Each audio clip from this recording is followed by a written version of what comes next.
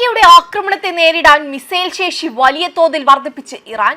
Missile ശേഷി വലിയ തോതിൽ വർദ്ധിപ്പിച്ചതായും രാജ്യം പ്രതിരോധ രംഗത്ത് കൂടുതൽ കരുത്താർജിച്ചതായും ഇറാൻ പ്രതിരോധ വക്താവ് അറിയിച്ചു. അമേരിക്ക അടക്കം ഉയർത്തുന്ന ഭീഷണികളുടെ പശ്ചാത്തലത്തിലാണ് ഇറാന്റെ മുന്നറിയിപ്പ്.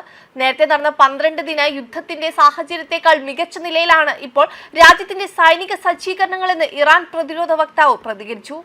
പ്രാദേശികമായ വെല്ലുവിളികൾ നേരിടാൻ ഇറാൻ പൂർണ്ണ സജ്ജമാണെന്ന സൂചനയാണ് ഈ പ്രസ്താവനയിലൂടെ നൽകുന്നത്.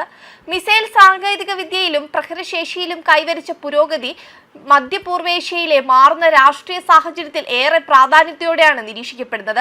അതേസമയം നിരന്തരം യുദ്ധഭീഷണികൾ മുഴക്കുന്നത് ട്രംപിന്റെ ശീലമാണ്. പലപ്പോഴും വാക്കുകൾ കൊണ്ടുള്ള ഭീഷണിയിൽ കാര്യങ്ങൾ ഒതുക്കുകയാണ് പതിവ്.